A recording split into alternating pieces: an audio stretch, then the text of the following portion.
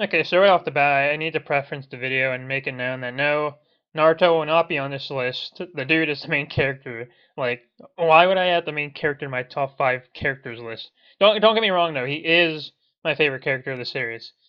Okay, now with that out of the way, let's get into the video. Coming in at number five, Jiraiya. I'm sure to a lot of people that won't be a surprise seeing Jiraiya in the top 10. And some of you might be mad at how low I have him on the list, but I mean, I just happen to like the other ones a little bit more than him. In all honesty, I'm not totally sure why I like Jiraiya so much. Perhaps it could be because he took Naruto under his wing. Maybe because he treated Naruto as if he were his own son. I also find it really cool that he was a mentor for Minato as well, which of course is Naruto's real dad. And this is opinion based, but I would like to consider Jiraiya to be the most intelligent out of the legendary signing. I know a lot of people they like to think Orochimaru is because he pretty much knows every jutsu there is to be known, with the exception of a few, obviously. But it is mainly um, it is mainly believed that Orochimaru was the most intelligent out of the three, but in my opinion, I just think Jiraiya was. I don't really. That's just opinion based, honestly. You can think all you want. Maybe Orochimaru might be. I don't know. I just feel like Jiraiya is. But moving in at number four, we have Kakashi of the Sharingan, the man of a thousand jutsu. I got another no-brainer, and I know there will be people that are mad at how low I have him on the list. I mean, there's hundreds of reasons I enjoy Kakashi so much, and I'm sure that everybody else has hundreds of reasons why they like the guy too. I mean, the dude is a total glitch in the first part of Naruto. Sure, Zabuza caught him in the water prison jutsu, but that's really the only time we ever see the guy in actual danger. Like, in the original Naruto series, at least. And like, not to forget who Minato assigned to guard Kushina while she was pregnant with guess who? Naruto. There's allowed to be Kakashi. I think that was when he was in Yambu, if I'm not mistaken. Minato had him assigned in Yambu, I'm pretty sure. Don't quote me on that. And like Kamui, good God, I love it. Kamui is definitely one of my favorite jutsu in the Naruto series. I wouldn't say it's top five, but it's definitely top 10. It's up there. It's so cool of a jutsu in my opinion. But yeah, Kakashi, number four. All right, moving on to number three. Okay, before all of you spam the comments going, Neo, oh my god, I can't believe you have Minato at number three. How could you? He's like the best ninja of all time. Well, just hear me out.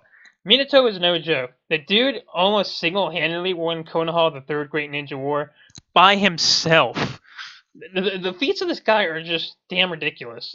And that's not even mentioning the fact that he was faster than the third Raikage, believably to be the most fastest ninja of all time, and he was able to block everything that the Raikage threw at him. I mean, I would be lying if I said I didn't fanboy every time Minato popped up on the screen. His jutsu are just way too glitchy as well. This dude has a flying Raijin jutsu and can perform better than Tobirama. Get this, Tobirama. I might put like a panel up if I can find the panel. But Tobirama literally admitted that Minato used his own jutsu better than Tomirama could. That if that's not saying something, I don't know what is. Um, yeah, he literally uses it better than the guy who created the dang thing. He can teleport objects, teleport people. For example, he was able to teleport the whole freaking allied shinobi forces during the Fourth Great Ninja War, as well as a full-on Julie blast from the damn nine-tailed fox when Obito attacked the Elite Village. Simple enough, this guy's an absolute beast, honestly. Okay, now this is where it gets a little tricky for me because I couldn't really decide which of these two I liked more than the other. And to be honest, I really don't.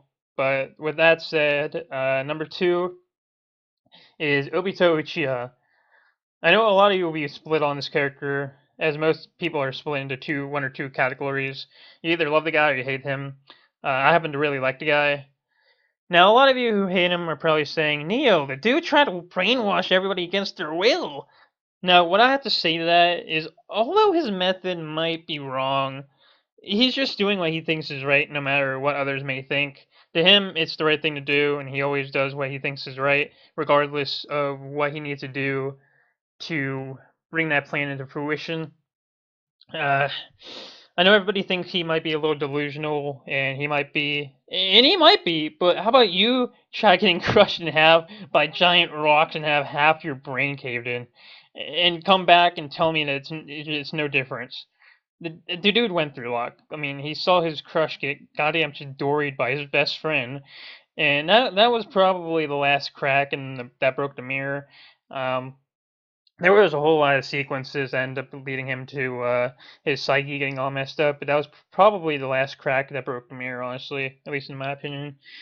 And let's not forget the fact that at age 14, he stood toe to toe with Minato Namikaze, the same Minato that blocked punches from the Third Eye Kage, and he almost won at the age of 14 against Minato. If that's not saying something, I really don't know what is. I mean, he's probably the most unique character of the series, at least in my opinion. Uh, but yeah, Obito number two. Moving on to number one. Now, I'm not going to be probably the saddest character of the show, being Itachi Uchiha. Now, I really doubt I'll have any people complaining that I have Itachi at the top.